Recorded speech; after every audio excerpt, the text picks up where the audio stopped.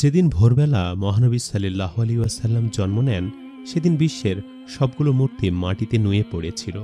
ইরানের রাজার বিশাল প্রাসাদের বারান্দা প্রচণ্ড কেঁপে ওঠে এবং ছাদের ১৪টি প্রাচীর ধসে পড়ে। বিশ্বনবীর জন্মের দিন বিশ্বের সকল সম্রাটদের সিংহাসন উল্টে যায়।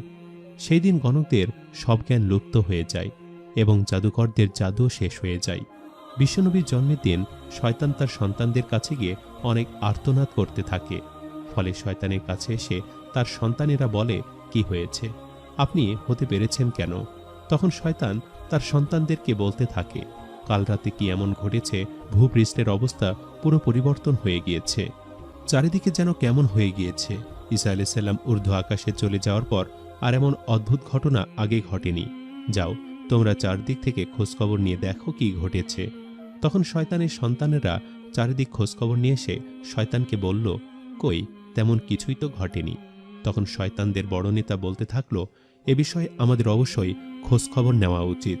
এবং সে কাবাঘরের উদ্দেশ্যে রওনা হলো এবং গিয়ে দেখল সেখানে কাবাঘর চারিদিক থেকে ফেরেশতারা ঘিরে রেখেছে। সে কাবাঘরে ঢুকতে চাইলে ফেরেশতারা হুঙ্কার দিয়ে উঠল, যার ফলে সে ফিরে আসে এবং চড়ুই পাখির মতো ছোট হয়ে হেরা পর্বত দিয়ে সে কাবাঘরে ঢুকতে চাইলে তাকে জিবরাইল আলাইহিস সালাম বলে, ওরে অভিশপ্ত, যা তুই চলে যা। তখন শয়তান জিবরাইল আলাইহিস সালামকে একটা প্রশ্ন করে, আচ্ছা, তুমি কি আমাকে বলতে পারো কাল রাতে কি এমন ঘটেছে? জিবরাইল উত্তর দেয়, কাল রাতে পৃথিবীর শ্রেষ্ঠ মানব বিশ্বনবী হযরত মুহাম্মদ সাল্লাল্লাহু আলাইহি ওয়াসাল্লাম জন্মগ্রহণ করেছেন। তখন শয়তান জিবরাইলকে বলতে লাগল, তার মধ্যে কি আমার কর্তৃত্বের কোনো অংশ রয়েছে? জিবরাইল আলাইহিস সালাম বলল, না। তখন শয়তান জিবরাইলকে আবারও প্রশ্ন করল, আচ্ছা, তার উম্মতের মধ্যে কি আমার কোনো অংশ রয়েছে? জিবরাইল আলাইহিস সালাম উত্তর দিলেন, হ্যাঁ, রয়েছে। তখন শয়তান বলল, আমি সন্তুষ্ট হলাম। হযরত হালিমা বর্ণনা করেন, শিশু মুহাম্মদ সাল্লাল্লাহু আলাইহি সাল্লামকে আমার গৃহে আনার পরেই আমার ঘরে বরকত আসা শুরু করল এবং এত দুধের ব্যবস্থা হলো যে রাসূল সাল্লাল্লাহু আলাইহি সাল্লাম এবং তার দুধ ভাই মিলে খুব তৃপ্তি সহকারে দুধ পান করল এবং উটনির দিকে চেয়ে দেখলাম তাদের দুধগুলো পরিপূর্ণ হয়ে গিয়েছে এবং সেখান থেকে আমার স্বামী দুধ দহন করেছিল এবং আমরা সেই রাতে দুধ পান করে খুব আরামে ঘুমিয়েছিলাম। আমরা এতদিন পর খুব শান্তিতে ঘুমালাম। হযরত হালিমা আরও বর্ণনা করেন, আমি যখন শিশু মোহাম্মদকে উলঙ্গ রাখতাম তখন সে খুবই কেঁদে উঠত। যতক্ষণ পর্যন্ত তার গায়ের ওপর চাদর টেনে না দিতাম সে কাঁদতেই থাকত। শিশু মোহাম্মদ সাল্লাল্লাহু আলাইহি সাল্লাম হালিমার ঘরে থাকা অবস্থায় কখনো তার দুটি স্তন থেকে দুধ পান করেননি। বিশ্বনবীর সবসময় একটি স্তন থেকে দুধ পান করতেন এবং অপরটি তার দুধ ভাইয়ের জন্য রেখে দিতেন। ছোট থেকে তিনি ছিলেন বেশ মানবিক দৃষ্টান্তের অধিকারী।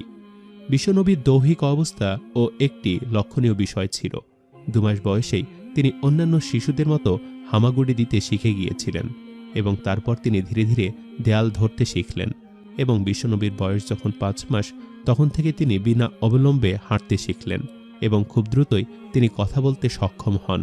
তার এই গুণগুলো নিশ্চয়ই তার মুজিজার অন্তর্ভুক্ত ছিল। তিনি উম্মতে মুহাম্মদের শাফায়াতের কাণ্ডারী। রাসূল সাল্লাল্লাহু আলাইহি সাল্লাম ছোট থেকে বেশ পাক পবিত্র থাকতেন। বাকি সব বাচ্চারা যেমন প্রস্রাব পায়খানা করে নিজের পোশাক এবং গায়ে মাখত, এমনকি মুখেও দিত, সেখানে রাসূল সাল্লাল্লাহু আলাইহি ওয়াসাল্লাম এরকম কিছুই করতেন না।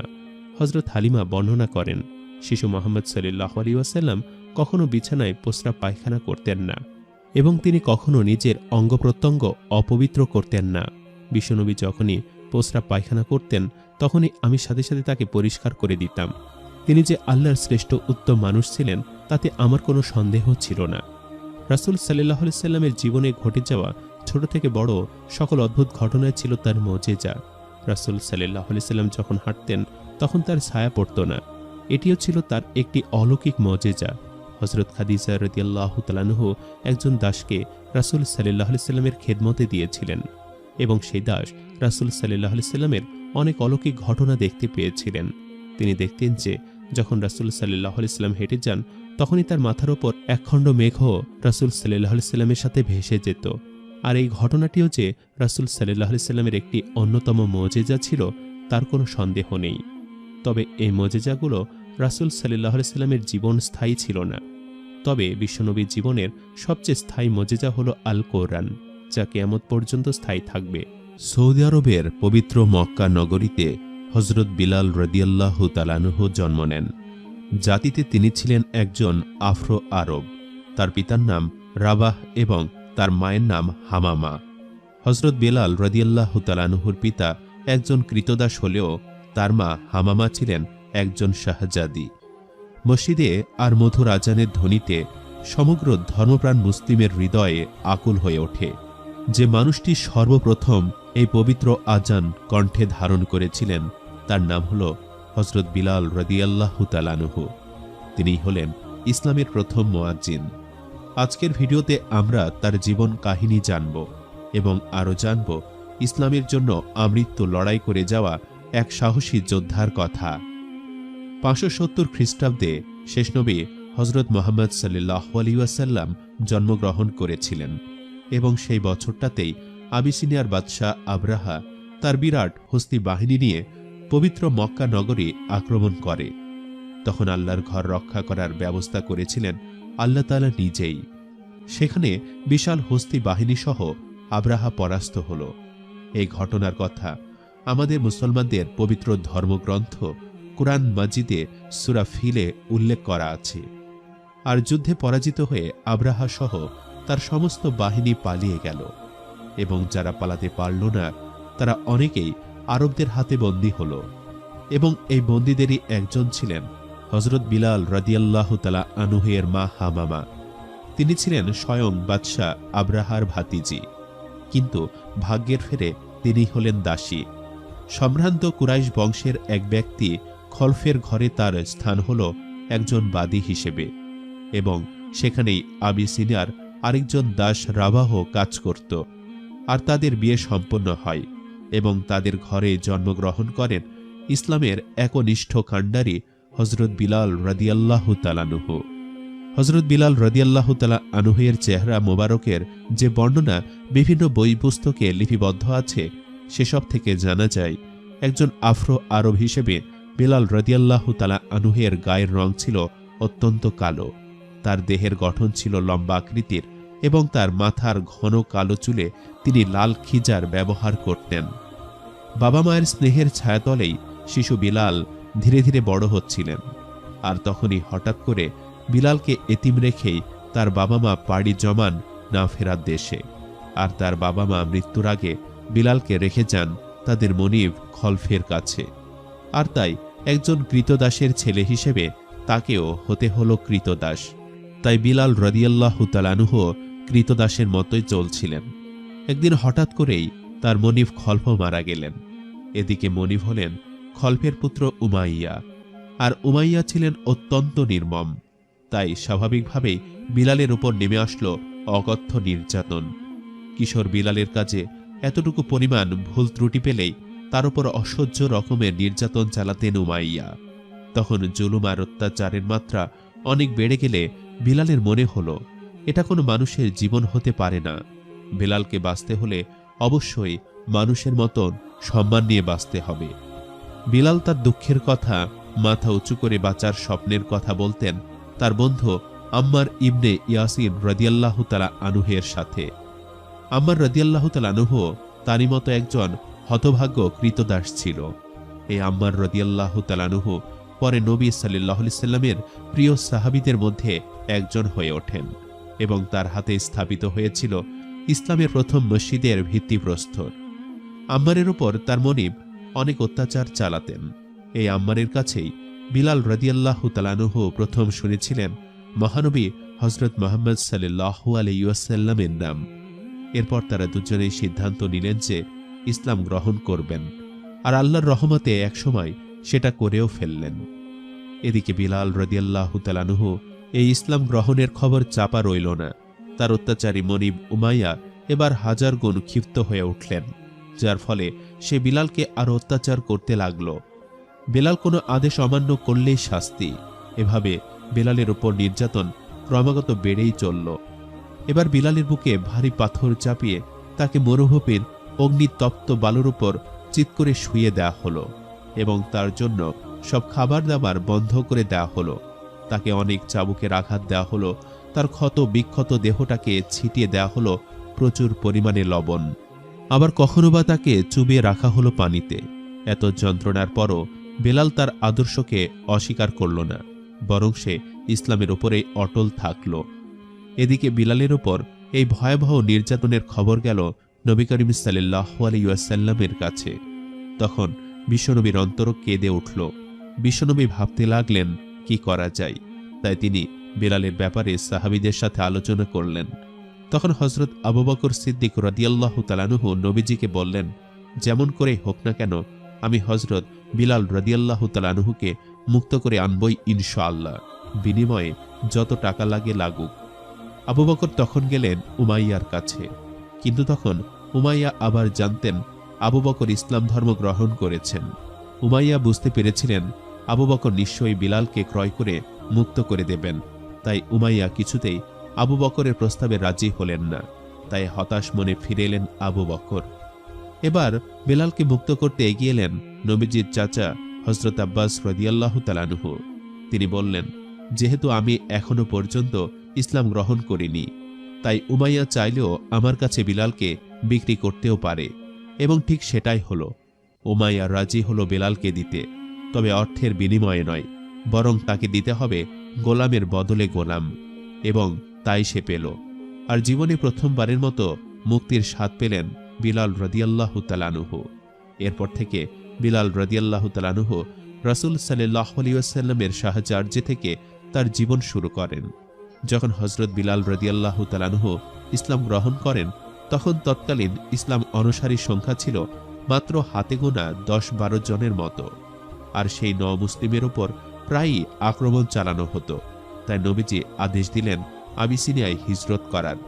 সবাই বিলালকে অনুরোধ করল তাদের সাথে হিজরতে যাওয়ার জন্য, কিন্তু প্রাণের নবীকে ছেড়ে বিলাল রাদিয়াল্লাহু তাআলা আনহু কোথাও যেতে রাজি হল না।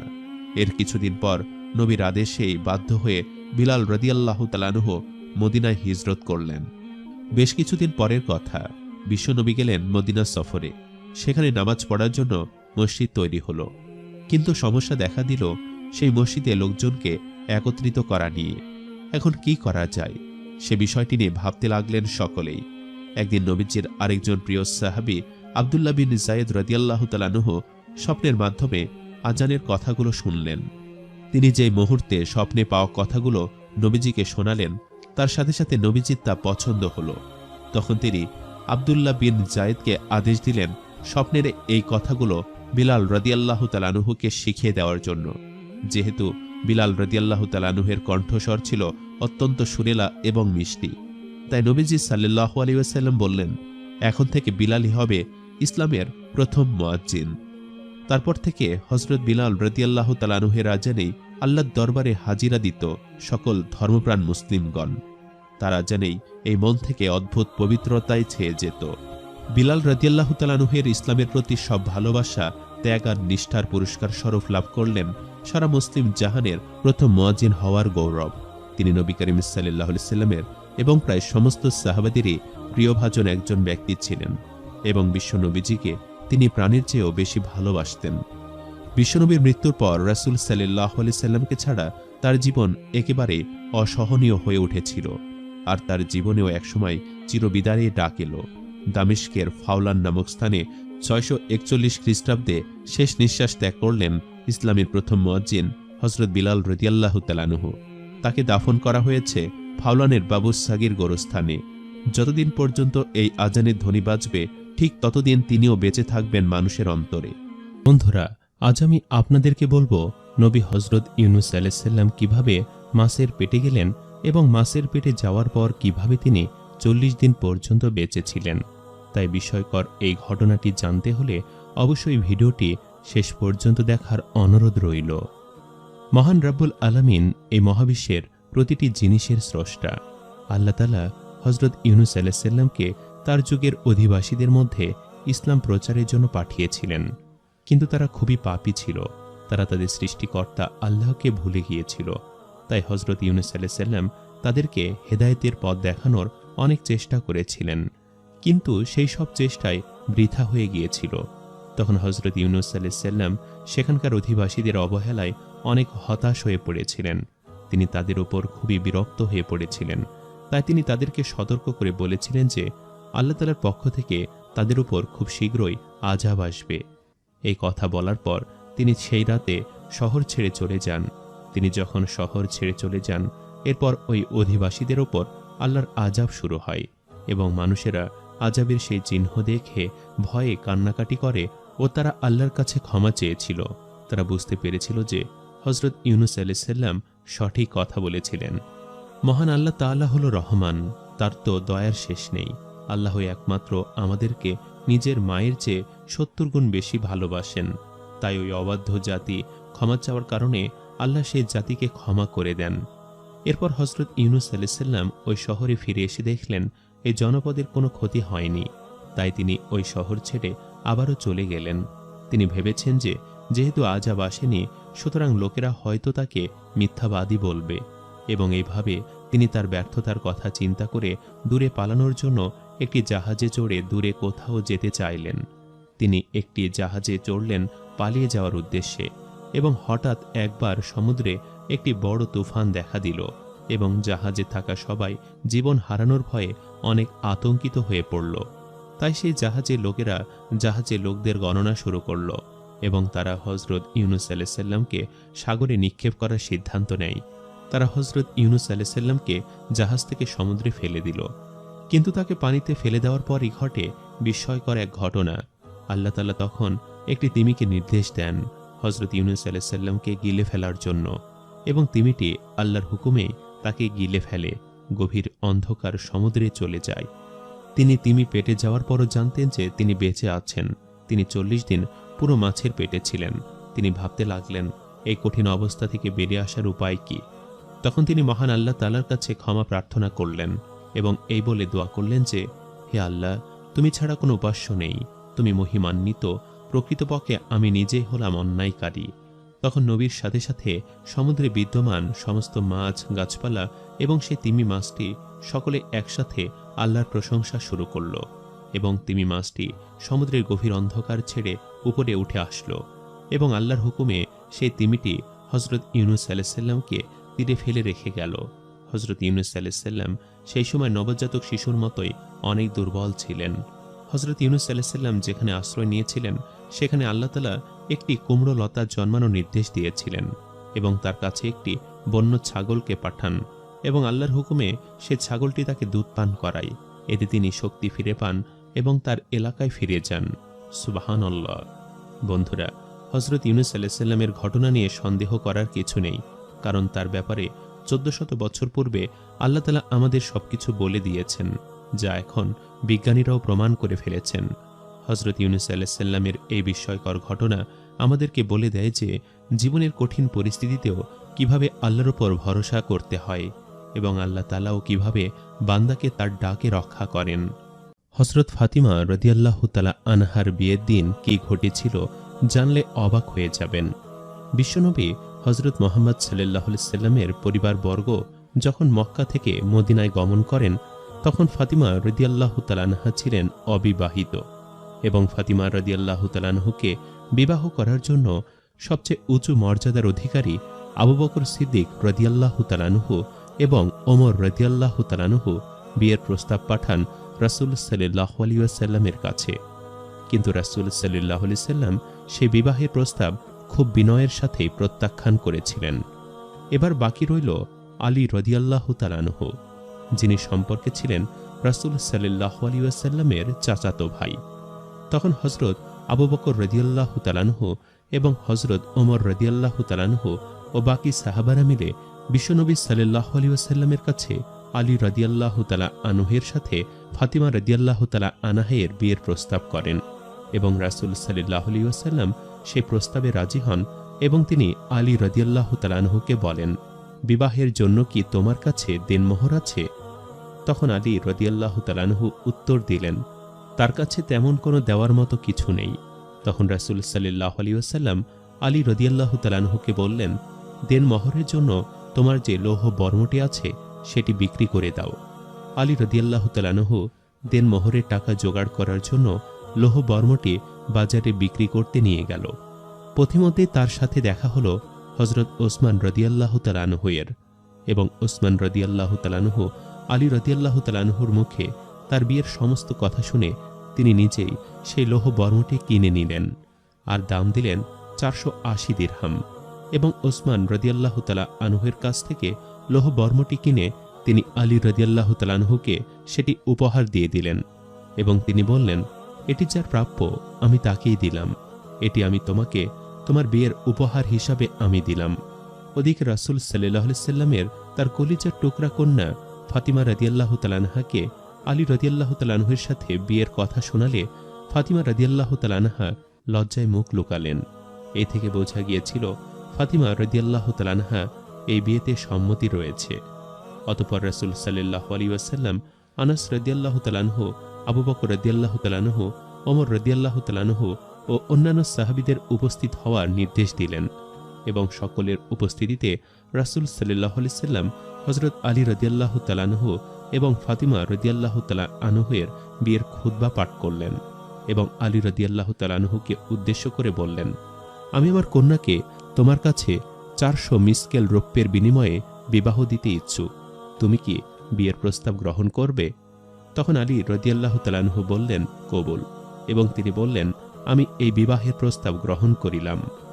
বিয়ের দিন রাতে রাসূল সাল্লাল্লাহু আলাইহি ওয়াসাল্লাম যখন ফাতিমা রাদিয়াল্লাহু তাআলা আনহুর নিকট গেলেন তখন মা ফাতিমা লজ্জায় লাল হয়েছিলেন। রাসূল সাল্লাল্লাহু আলাইহি ওয়াসাল্লাম তখন ফাতিমাকে বলতে লাগলো, আমি আমার বংশের সবচেয়ে ভালো লোকের সাথে তোমার বিবাহ দিয়েছি। বিয়ের দিন পড়ার জন্য রাসূল সাল্লাল্লাহু আলাইহি ওয়াসাল্লাম ফাতিমা রাদিয়াল্লাহু তাআলা আনহাকে একটি সুন্দর দামি পোশাক দিয়েছিলেন, কারণ ফাতিমা রাদিয়াল্লাহু তাআলা আনহার পরনে ছিল তালি দেওয়া জামা। আর ঠিক এমন সময় একজন ভিক্ষুক এসে দরজায় কড়া নাড়তে থাকে। তখন ফাতিমা রাদিয়াল্লাহু তাআলা আনহা কি ভিক্ষা দিবেন তা বুঝতে পারছিলেন না। পরে তার মনে হলো আল্লাহ তাআলা বলেছেন, তোমরা তোমাদের ভালোবাসার যে জিনিসটি রয়েছে সেটি থেকে দান করো। তাই ফাতিমা রাদিয়াল্লাহু তাআলা আনহা তার বিয়ের জন্য বরাদ্দ থাকা পোশাকটি সেই ভিক্ষুককে দিয়ে দিলেন।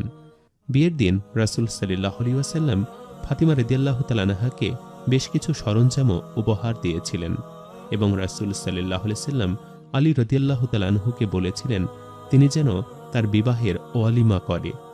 বিবাহ সম্পন্ন হওয়ার পর ফাতিমা রাদিয়াল্লাহু তাআলা আনহাকে যখন রাসূল সাল্লাল্লাহু আলাইহি ওয়াসাল্লাম বিদায় দিতে যাবেন তখন দেখলেন ফাতিমা রাদিয়াল্লাহু তাআলা আনহু কাঁদছিলেন। বিশ্বনবী তখন ভাবলেন হয়তো আলী রাদিয়াল্লাহু তাআলা আনহুর দারিদ্রতার জন্য তার মেয়ে ফাতিমা কান্না করছে। তখন বিশ্বনবী ফাতিমা রাদিয়াল্লাহু তাআলা আনহার কাছে গেলেন এবং গিয়ে বললেন, আলী দরিদ্র হতে পারে, কিন্তু মনে রেখো আমি তোমাকে সবচেয়ে ভালো লোকের সাথেই বিয়ে দিয়েছি। তখন ফাতিমা রাদিয়াল্লাহু তাআলা আনহা ক্রন্দনরত অবস্থায় তার বাবাকে বলল, আসলে সে আলী রাদিয়াল্লাহু তাআলা আনহুর দরিদ্রতার জন্য কাঁদছে না, বরং এত বছর বাবার সাথে ছিল আর এখন তার বিবাহের সময় মাও নেই, তাই সেই দুঃখে সে কান্না করছে। এবার ফাতিমা রাদিয়াল্লাহু তাআলা আনহাকে বিদায় দেওয়ার সময় হলো, চলে যাবেন আদরের কন্যা ফাতিমা। তখন বিশ্বনবী আলী রাদিয়াল্লাহু তাআলা আনহুকে উদ্দেশ্য করে বলল, ফাতিমা তোমার বরকতের কারণ হোক, তোমার সংসারে সুখী হও। এবং ফাতিমা রাদিয়াল্লাহু তাআলা আনহাকে নির্দেশ দিলেন কখনো যেন স্বামীর মনে সে কষ্ট না দেয় এবং ঘরের সব কাজ যেন দেখাশোনা করে। ফাতিমা রাদিয়াল্লাহু তাআলা আনহা যেন স্বামীর খেদমত করে। আলী রাদিয়াল্লাহু তাআলা আনহু ফাতিমা রাদিয়াল্লাহু তাআলা আনহাকে নিয়ে যে বাড়িতে বসবাস করতেন সে বাড়িটি রাসূল সাল্লাল্লাহু আলাইহি ওয়াসাল্লামের বাড়ি থেকে অনেক দূরে ছিল এবং রাসূল সাল্লাল্লাহু আলাইহি ওয়াসাল্লাম প্রায়ই মা ফাতিমাকে দেখতে আসতেন। রাসূল সাল্লাল্লাহু আলাইহি ওয়াসাল্লাম বললেন, মা, আমি তো তোমাকে প্রতিদিনই দেখতে আসি, আমি চাই তুমি আমার কাছে থাকো। তখন ফাতিমা রাদিয়াল্লাহু তাআলা আনহা বিশ্বনবীকে বলল, বাবা, হারিসা বিন নোমানের কাছে অনেকগুলো বাড়ি আছে, আপনি তার কাছ থেকে আমাদের জন্য একটি বাড়ি চাইতে পারেন। তখন বিশ্বনবী বললেন, আমি হারিসা বিন নোমানের কাছ থেকে কোনো বাড়ি চাইতে পারবো না, কারণ সে ইতিমধ্যে আল্লাহ এবং তার রাসূলের সন্তুষ্টির জন্য অনেকগুলো বাড়ি দান করেছেন। ওদিকে হারিসা বিন নোমানের কানে এই কথা পৌঁছালে সে রাসূল সাল্লাল্লাহু আলাইহি সাল্লামের কাছে আসে এবং এসে বলে, আপনি যদি আমার কাছ থেকে একটি বাড়ি নেন তাহলে আমি নিশ্চয়ই খুশি হব। আপনি আপনার কন্যা ফাতিমাকে এসে বলুন যে বাড়িটি তাদের পছন্দ হয় তারা যেন সেই বাড়িটি গ্রহণ করে এবং সেখানে বাস করা শুরু করে। এরপর হারিস বিন নোমানের একটি বাড়িতে আলী রাদিয়াল্লাহু তাআলা আনহুকে নিয়ে ফাতিমা রাদিয়াল্লাহু তাআলা আনহা থাকা শুরু করলেন। একদিন বিশ্বনবী ফাতিমা রাদিয়াল্লাহু তাআলা আনহার ঘরে প্রবেশ করলেন। এবং দেখলেন যে ফাতিমা রাদিয়াল্লাহু তাআলা আনহা উটের পোশাক পরিধান করে আছে এবং সেই পোশাকটিও অনেক জোড়া তালি দেওয়া ছিল। সে বসে বসে রুটি বানাচ্ছে এবং আল্লাহর নামে জিকির করছে। তখন বিশ্বনবী তার কন্যাকে বললেন, দুনিয়ায় কষ্ট করছো, তুমি আখিরাতে নিশ্চয়ই ভালো ফল পাবে। একদিন আলী রাদিয়াল্লাহু তাআলা আনহু ঘরে ঢুকে ফাতিমা রাদিয়াল্লাহু তাআলা আনহার কাছে খাবার চাইলে ফাতিমা রাদিয়াল্লাহু তাআলা আনহা বলেন, আজ 3 দিন হলো ঘরের মধ্যে একটি জবের দানাও নেই। তখন আলী রাদিয়াল্লাহু তাআলা আনহু ফাতিমা রাদিয়াল্লাহু তাআলা আনহাকে বলল, তুমি আমাকে কেন কিছু বলনি? তখন ফাতিমা রাদিয়াল্লাহু তাআলা আনহা বলল, আমার আব্বা আমাকে নসিহত করেছিল আমি যেন আপনার কাছে কিছু চেয়ে আপনাকে লজ্জা না দেই। তখন আলী রাদিয়াল্লাহু তাআলা আনহু ফাতিমা রাদিয়াল্লাহু তাআলা আনহার দিকে তাকিয়ে বললেন, তুমি উনুনে রান্না করতে করতে তোমার চেহারা মলিন হয়ে গিয়েছে, যাতা পিষতে পিষতে তোমার হাতে ফোসকা পড়ে গিয়েছে। তোমার বাবার কাছে আজ অনেক গনিমতে অনেক দাসী আসবে, তুমি যাও সেখান থেকে একজন দাসী চেয়ে নাও। তখন ফাতিমা রাদিয়াল্লাহু তাআলা আনহা রাসূল সাল্লাল্লাহু আলাইহি সাল্লামের কাছে গেলেন এবং সেখানে গিয়ে একজন দাসীর কথা বললেন। তখন রাসূল সাল্লাল্লাহু আলাইহি সাল্লাম ফাতিমা রাদিয়াল্লাহু তাআলা আনহাকে বললেন, আমি তোমাদের জন্য কোনো দাসীর ব্যবস্থা করতে পারবো না, কারণ তারা খুব অসহায় হয়ে আমার কাছে এসেছে। রাসূল সাল্লাল্লাহু আলাইহি সাল্লাম বলেন, আমি কি তোমাদের এমন কিছু শিখিয়ে দেব যা তোমাদের জন্য কল্যাণকর হবে? তখন ফাতিমা রাদিয়াল্লাহু তাআলা আনহা এবং আলী রাদিয়াল্লাহু তাআলা আনহু বললেন, হ্যাঁ, আমরা শিখতে চাই। তখন রাসূল সাল্লাল্লাহু আলাইহি ওয়াসাল্লাম বলেন, তোমরা প্রত্যেক ফরজ নামাজের পরে 10 বার সুবহানাল্লাহ, 10 বার আলহামদুলিল্লাহ, আল্লাহু আকবার পড়বে এবং ঘুমোতে যাওয়ার পূর্বে 33 বার সুবহানাল্লাহ পড়বে। দর্শক, ফাতিমা রাদিয়াল্লাহু তাআলা আনহু এবং আলী রাদিয়াল্লাহু তাআলা আনহার বৈবাহিক জীবন আমাদের জন্য একটি আদর্শ স্বরূপ। আল্লাহ তাআলা আমাদের সকল বিবাহিত ভাই বোনদেরকে বৈবাহিক জীবনে সুখী হওয়ার তৌফিক দান করুক, আমিন। বন্ধুরা, পবিত্র কোরআনে একটি পাখির নাম উল্লেখ আছে, যে পাখি দ্বারা আল্লাহ পবিত্র কাবাঘরকে ধ্বংসের হাত থেকে রক্ষা করেছেন। আজ আমরা সেই পাখি দ্বারা কিভাবে কাবাঘর রক্ষা পেয়েছে সে ঘটনায় জানব ইনশাআল্লাহ। পবিত্র মক্কা নগরীর অবস্থান হল সৌদি আরবে। আজ থেকে প্রায় 4000 বছর আগে মক্কার এই অঞ্চলের আশপাশ ছিল একেবারে জনবিরল মরুভূমি। বুখারী শরীফে বলা আছে, সেখানে ছোট্ট শিশু হযরত ইসমাইল আলাইহিস সালামের পায়ের আঘাতে জমজম কূপ সৃষ্টি হয়। আর ধুধু এই মরুর বুকে এই জলাধারের সন্ধান পেয়েই ওই এলাকায় লোকজন আসতে থাকে এবং আবাস গড়তে শুরু করে এবং সেখানে লোকালয় গড়ে ওঠে। সময়টা তখন 570 খ্রিস্টাব্দ। পৃথিবীতে জন্ম নিলেন হযরত মুহাম্মদ সাল্লাল্লাহু আলাইহি ওয়াসাল্লাম। ততদিনে বহু বছর পাড়ি দিয়ে ফেলেছে মক্কার কাবা শরীফ। আর এতদিনে শুধু আল্লাহর উপাসনা নয়, তার সাথে কাবা শরীফে স্থাপন করা হয় অসংখ্য দেবদেবীর মূর্তি। এবং প্রতি বছর হজ মৌসুম ছিল মক্কার জন্য খুবই গুরুত্বপূর্ণ, কারণ সেখানে হজ মৌসুমে অনেক পর্যটক আসত। কিন্তু তারা দেবদেবীর পূজা না করলেও শুধুমাত্র আল্লাহর ঘর তাওয়াফ করত। মূলত মক্কা নগরীতে অবস্থিত কাবা শরীফের ধর্মীয় ভাবগাম্ভীর্য ও পবিত্রতায় মুগ্ধ হয়ে মানুষ যখন দলে দলে কাবা ঘরের দিকে আসতে থাকে, তখনই ইয়েমেনের রাজা আবরাহা ঈর্ষান্বিত হয়। ইয়েমেনের এই রাজাকে আল্লাহ অনেক ক্ষমতা দান করেছিল। ইয়েমেনের রাজা সিদ্ধান্ত নেয় কাবাঘর ধ্বংস করে দিবেন, নাউজুবিল্লাহ, এবং সে অনুযায়ী পরিকল্পনা শুরু করেন। তখন মক্কা ধ্বংসের উদ্দেশ্যে রাজা আবরাহা 60,000 সৈন্য ও কয়েক হাজার হাতি নিয়ে মক্কার দিকে রওনা হন। আর প্রতিমধ্যেই প্রভাবশালী কুরাইশ বংশের নেতা আব্দুল মুত্তালিব অর্থাৎ রাসূল সাল্লাল্লাহু আলাইহি সাল্লামের দাদা আবরাহার পথ অবরোধ করে দাঁড়ালেন এবং সতর্ক করলেন আবরাহাকে এবং বললেন, এমন বিপজ্জনক কাজ থেকে যেন আবরাহা বিরত থাকতে। কিন্তু এই আবরাহের মধ্যে এতটাই দম্ভ দাম্ভিকতা ছিল যে তার ক্ষমতার দাপটে উন্মুক্ত আবরাহাকে কোনোভাবে থামানো গেল না। সে কাবা ধ্বংসের উদ্দেশ্যে চলতেই থাকল। তবে যাত্রাপথে কিছুটা বিঘ্ন ঘটালো তার সাথে থাকা হাতিগুলো। কারণ যখনই হাতিগুলো দৃষ্টি সীমানার মধ্যে পবিত্র কাবা শরীফ আসে, এরপর তারা আর অগ্রসর হতে চাইছিল না। তাই তারা সেখানেই হাঁটু কেটে বসে পড়ল। তখন অতি চালাক আবরাহা হাতিগুলোর অভিপ্রায় বুঝতে পেরে হাতিগুলোর মুখ ঘুরিয়ে অন্যমুখী করে দিল। তারপর আবরাহা তার হাতিগুলোকে ভালো ভালো খাবার খাওয়ালো এবং চালাকি করে কিছু খাবার কাবামুখী পথে ও কাবা প্রাঙ্গণেও জমা করে রাখল। তাই খাদ্যলোভী হাতিগুলো এবার জোর কদমেই এগুতে থাকলো কাবার দিকে। তখন মক্কার বিশ্বাসী মানুষগুলো দুহাত তুলে আল্লাহর কাছে ফরিয়াদ জানালেন, আসমান ও জমিনের মালিক আল্লাহর কাছে। তারা সকলেই বললেন, ইয়া রাব্বুল আলামিন, একমাত্র তুমিই পারো এই দানবের হাত থেকে আমাদের প্রাণপ্রিয় কাবা ঘরটিকে বাঁচাতে এবং রক্ষা করতে। তখন আল্লাহ রাব্বুল আলামিন তারই সৃষ্ট সর্ববৃহৎ স্থলপ্রাণী হাতির সমন্বয়ে গঠিত সজ্জিত বাহিনীর বিরুদ্ধে তিনি পাঠালেন তার অতি ক্ষুদ্র প্রাণী আবাবিল পাখিকে, যে আবাবিল পাখির কথা পবিত্র কোরআনেও আছে। সেই পাখিগুলোকে অস্ত্র হিসাবে সাথে দিলেন প্রতি পাখির হাতে পায়ে বহনযোগ্য ক্ষুদ্র ক্ষুদ্র পোড়ামাটির তৈরি শক্ত ঢিল। ঝাঁকে ঝাঁকে তারা উড়ে এলো বৃহদাকার হাতি ও সুসজ্জিত সেই বাহিনীর হামলা প্রতিরোধে, তাদের দুহাতে ক্ষুদ্রাতি ক্ষুদ্র দুটি ঢিল নিয়ে। আবাবিল পাখিগুলো আব্রাহা ও তার বাহিনী দিদিকে সেই ঢিলগুলো ছুটতে লাগল। আর কিছুক্ষণের মধ্যেই আব্রাহা ও তার বাহিনী গবাদি পশুর খাদ্য গমের ভুসি তুল্য বস্তুতে পরিণত হল। অতঃপর বাতাসে উঠতে লাগল সেই ভুসি, সুবহানাল্লাহ, এবং রক্ষা পেয়ে গেল আমাদের পবিত্র কাবা ঘর। এটি কিন্তু কোনো মানুষ্য রচিত গল্প কাহিনী নয়, কিংবা নয় কোনো মতলববাস ঐতিহাসিকের বর্ণনা, বরং এ বর্ণনা স্বয়ং আমাদের সৃষ্টিকর্তা আল্লাহর, যিনি তা বর্ণনা করেছেন পবিত্র সূরা আল ফিলের মাধ্যমে, যেখানে যে কোনো একটি কারণে নিরাশ রাসূল সাল্লাল্লাহু আলাইহি ওয়াসাল্লামকে তিনি সান্ত্বনার সাহস দিয়ে বলেছিলেন, তুমি কি দেখনি তোমার প্রতিপালক কাবাঘর ধ্বংস করতে আসা হাতিওয়ালাদের সাথে কি রকম আচরণ করেছিলেন? তিনি কি তাদের সকল চক্রান্ত নস্যাৎ করে দেননি? তিনি তাদের বিরুদ্ধে পাঠিয়েছেন ঝাঁকে ঝাঁকে আবাবিল পাখির দল, যারা সেই হাতিওয়ালাদের ওপর পোড়ামাটি নিক্ষেপ করেছিল। অতঃপর তিনি সেই হাতিওয়ালাদের পরিণত করেছিলেন ভুসির ন্যায়। সুবহানাল্লাহ। রাত গভীর হলে যখন চারিদিকে যখন একেবারে নিস্তব্ধ হয়ে পড়ে, তখনই এই আবাবিল পাখির ডাক শোনা যায়। মসজিদের ভেতর, ছাদে, হেরেমের ভেতর এদের সুন্দর বাসা সবার নজরে আসে।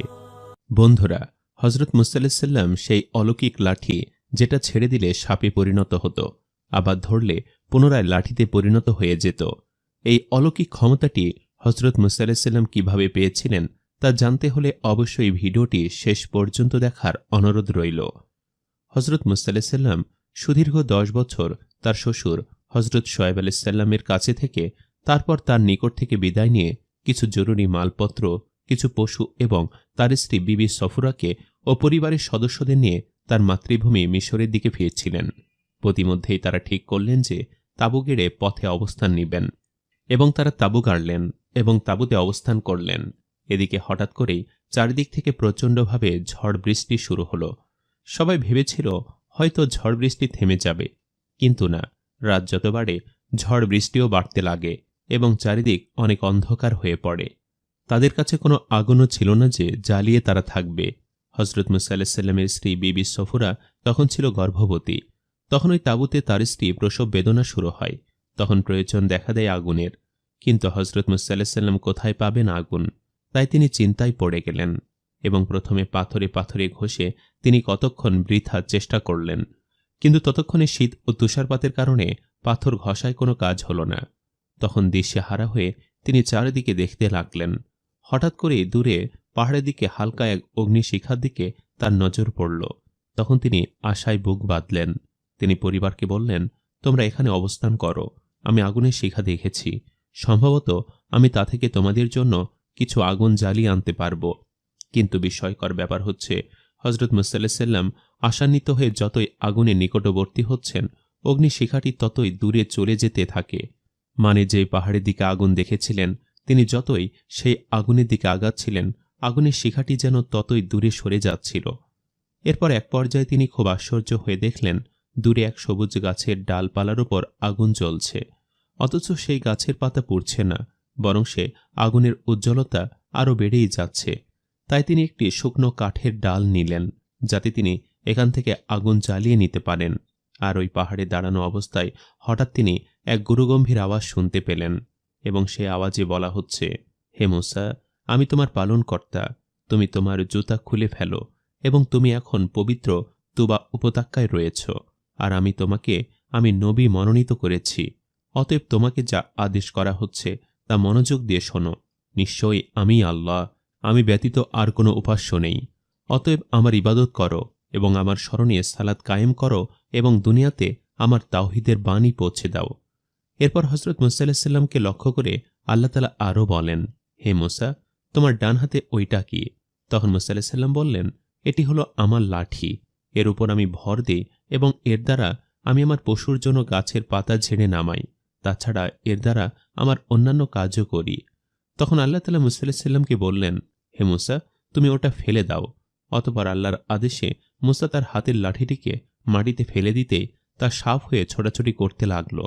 এমন দৃশ্য দেখে হযরত মূসা আলাইহিস সালাম ভয় পেয়ে গেলেন। তখন আল্লাহ বললেন, তুমি ওটিকে ধরো, কোনো ভয় করো না, কারণ আমি এখনই ওটাকে পূর্বাবস্থা ফিরিয়ে দেব। আর ঠিক তাই হল। হযরত মূসা আলাইহিস সালাম যখন পুনরায় ওই সাপটিকে ধরল, সেটি আবার লাঠিতে পরিণত হয়ে গেল। সুবহানাল্লাহ। পরবর্তী পর্যায়ে আল্লাহ তাআলা হযরত মূসা আলাইহিস সালামকে বললেন, আপনি আপনার হাত বগলের নিচে ঢোকান এবং একটু সময় পরে বের করুন। দেখবেন আপনার সে হাতটি অতি উজ্জ্বল হয়ে গিয়েছে। হযরত মূসা আলাইহিস সালাম আল্লাহর আদেশ মতে তার হাত বগলের নিচে ঢোকালো এবং দেখা গেল যে তার হাতখানি সূর্যের ন্যায় অধিক উজ্জ্বল বর্ণ ধারণ করেছে, যাতে পৃথিবীর এক প্রান্ত থেকে অন্য প্রান্ত পর্যন্ত আলোকিত হয়ে উঠেছে। সুবহানাল্লাহ। প্রিয় বন্ধুরা, আজ আমি আপনাদেরকে বলবো যেভাবে হযরত ইমাম হাসান রাদিয়াল্লাহু তাআলা আনহু এবং হযরত ইমাম হোসেন রাদিয়াল্লাহু তাআলা আনহুর জন্য জান্নাত থেকে পোশাক এসেছিল। তাই সম্পূর্ণ ভিডিওটি শেষ পর্যন্ত দেখার অনুরোধ রইল। সেদিন ছিল ঈদের দিন সকালবেলা। হযরত আলী রাদিয়াল্লাহু তাআলা আনহু সেদিন ফজর নামাজ পড়ে কোথাও যেন চলে গিয়েছিল। তার কোনো খবরই পাওয়া যাচ্ছিল না। এদিকে ঘরের মধ্যে প্রিয় নবীর কলিজার টুকরা হযরত ফাতিমা রাদিয়াল্লাহু তাআলা আনহু জপের সাহায্যে হাতে আটা পিষবার কাজ করছিলেন এবং মুখে আল্লাহর নাম জপছিলেন। তিনি জিকির করছিলেন। এদিকে ঘরের বাহিরে ছোট্ট হাসান এবং হোসাইন পুরনো জামা কাপড় পরে খেলাধুলা করছিল। এমন সময় তাদের ঘরের আশপাশ থেকে বেশ কিছু ছোট বাচ্চা তাদের কাছে এসে বলতে লাগলো, কি হলো, তোমরা আজও পুরনো জামা পরে আছো? আজ তো ঈদের দিন, তোমরা নতুন জামা পরবে না?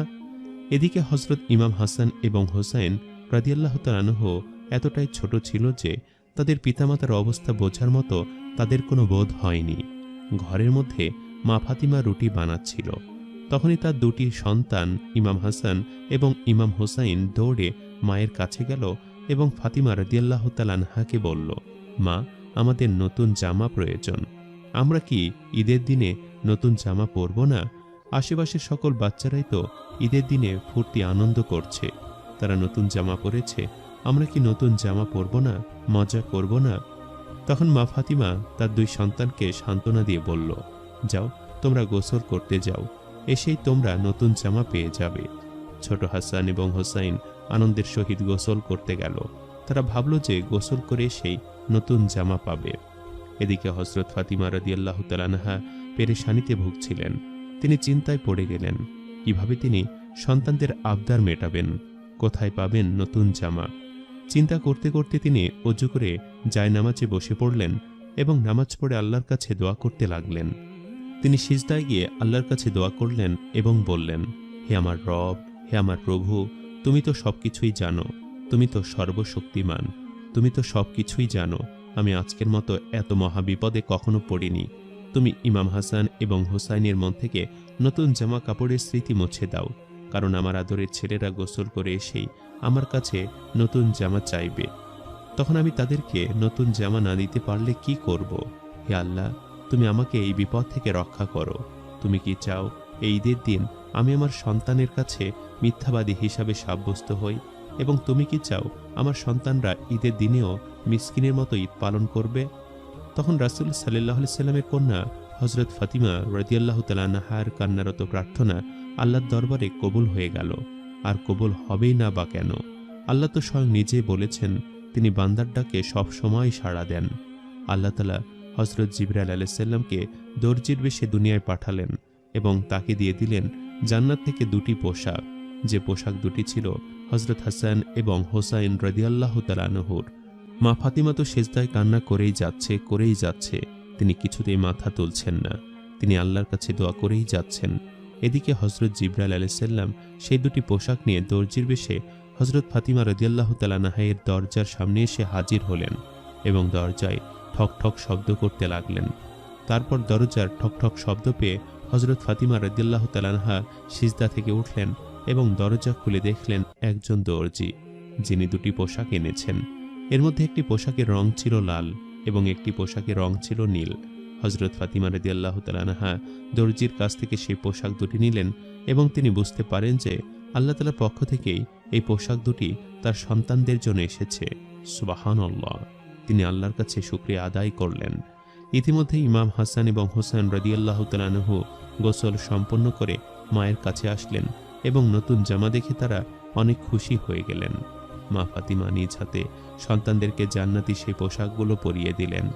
ইমাম হাসান এবং হোসেন রাদিয়াল্লাহু তাআলা আনহু নতুন পোশাক পরে দৌড়ে আনন্দ করতে করতে ছুটে গেলেন তাদের নানা বিশ্বনবী হযরত মুহাম্মদ সাল্লাল্লাহু আলাইহি ওয়াসাল্লামের ঘরে। দুজনেই দৌড়ে এসে নবীকে বলতে লাগলেন, নানা দেখো, আমরা নতুন পোশাক পরেছি। এদিকে বিশ্বনবী হযরত মুহাম্মদ সাল্লাল্লাহু আলাইহি ওয়াসাল্লাম তাদের গায়ের এই দুটি জামা দেখে কেঁদে দিলেন, যা পরবর্তী সময়ে হযরত হাসান রাদিয়াল্লাহু তাআলা আনহুর বিষপানে নীল মৃত্যু এবং হযরত ইমাম হোসেন রাদিয়াল্লাহু তাআলা আনহুর কারবালা ময়দানের রক্তাক্তভাবে শাহাদাতের প্রতি ইঙ্গিত দেয়। একটি আপেলের বিনিময়ে বড় পীর আব্দুল কাদের জিলানী রহমাতুল্লাহি আলাইহির বাবা 12 বছর গোলামি করেছিলেন এবং আপেল মালিকের অন্ধ বোবা এবং খোড়া মেয়েকে বিবাহ করতে হয়েছিল। এর পরের ঘটনাটি খুবই চমৎকার, যা আমাদের বিবেককে জাগ্রত করতে বাধ্য করবে। হযরত আবু সালেহ মুসা জঙ্গি রহমাতুল্লাহি আলাইহি একজন বিশিষ্ট বুজুর্গ ছিলেন। তিনি ছিলেন হযরত আব্দুল কাদের জিলানী রহমাতুল্লাহি আলাইহির পিতা। তিনি একজন পূর্ণবান, কামেল এবং বুজুর্গ ব্যক্তি ছিলেন। সবসময় আল্লাহর ইবাদত বন্দেগীতে মশগুল থাকতেন। একদা তিনি সফরের উদ্দেশ্যে রওনা হলেন। আল্লাহর দিদার লাভ করার উদ্দেশ্যে তিনি সফরে বেরিয়ে পড়লেন।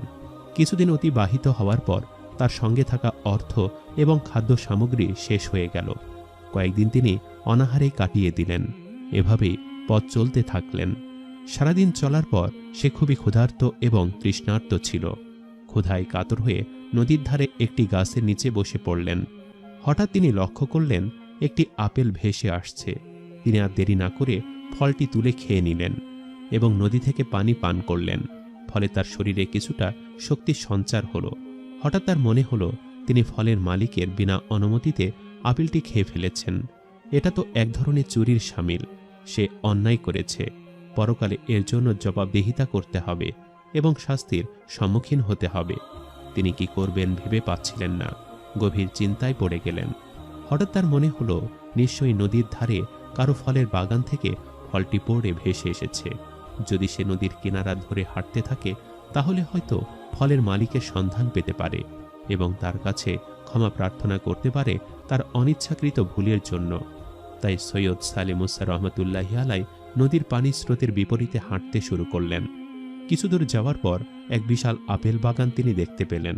ভাবলেন এই বাগান থেকে নিশ্চয়ই আপেল পড়ে নদীর স্রোতে ভেসে গিয়েছিল। তিনি সেই বাগানে প্রবেশ করলেন মালিকের সঙ্গে সাক্ষাৎ করার উদ্দেশ্যে। একজন কর্মচারী তাকে জানালো বাগানের মালিক একজন আল্লাহভীরু দরবেশ ব্যক্তি।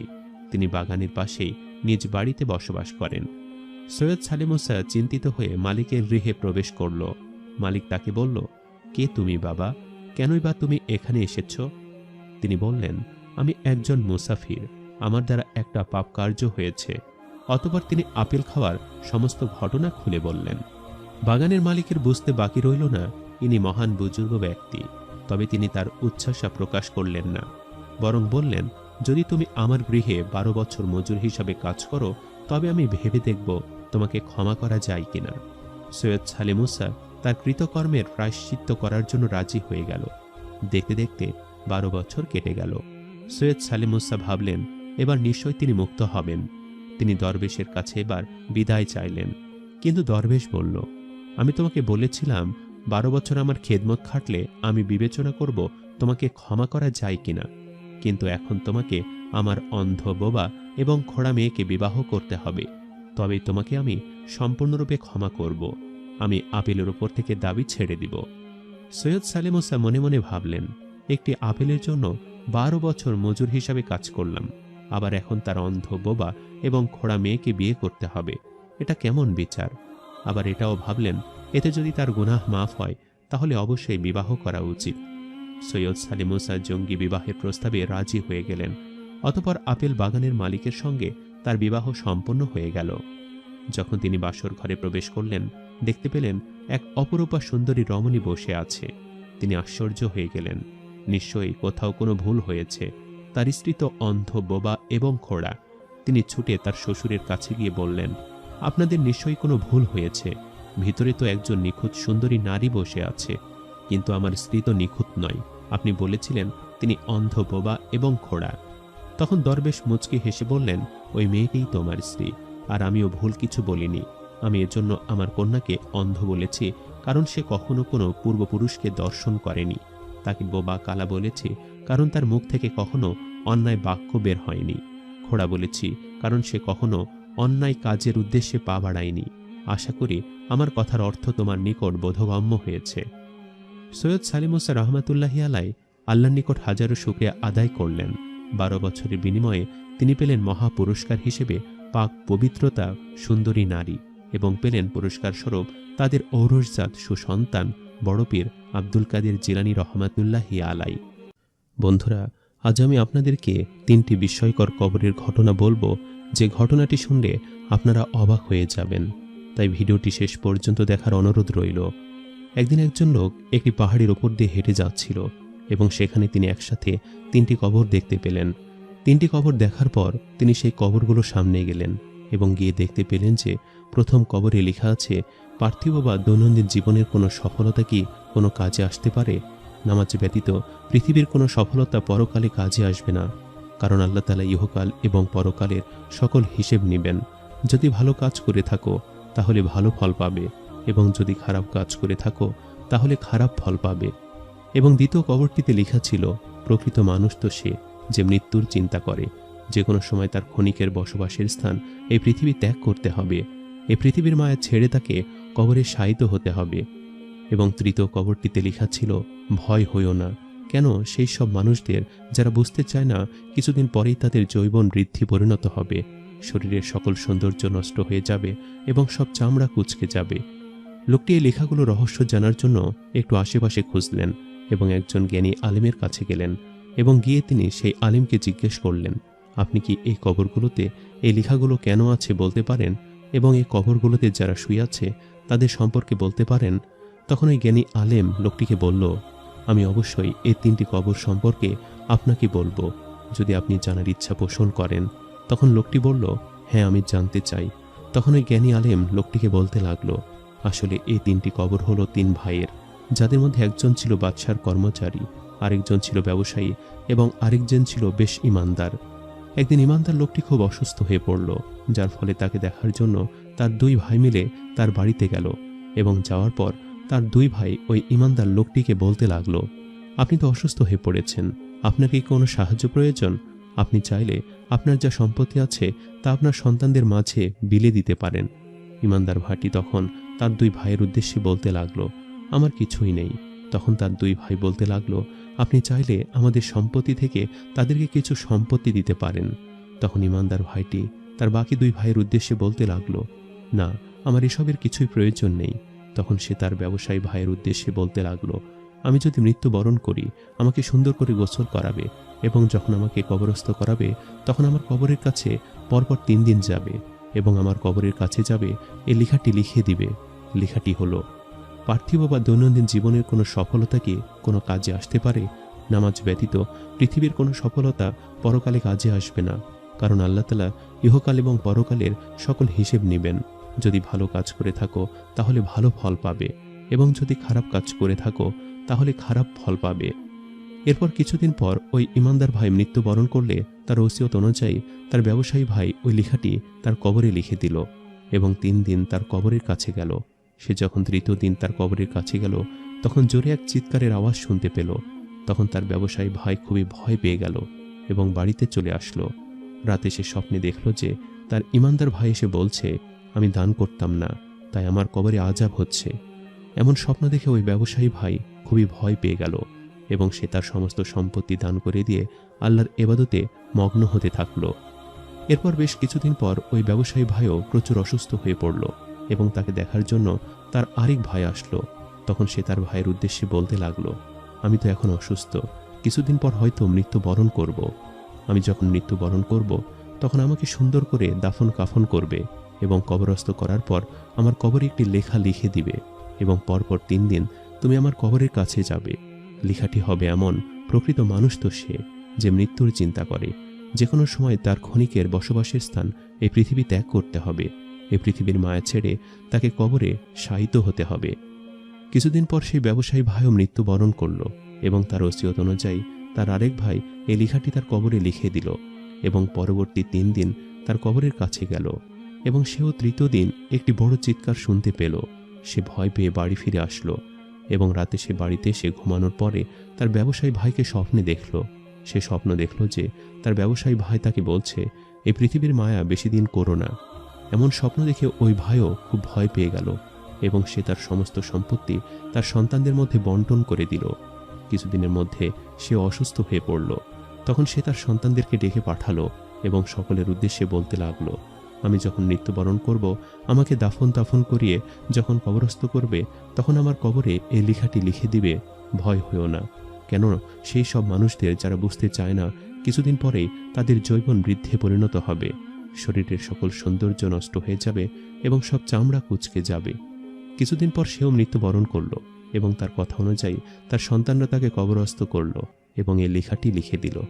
এরপর সেই সন্তানদের মধ্যে এক সন্তান স্বপ্ন দেখল যে তাদের পিতা এসে বলছে, পৃথিবীতে তুমি তোমার সব কাজকর্ম সেরে নাও এবং যত পারো আল্লাহর ইবাদত করো, মানুষের মধ্যে দান করো এবং সৎ পথে চলো, কারণ তোমার জীবন কখন শেষ হবে তুমি বলতে পারো না।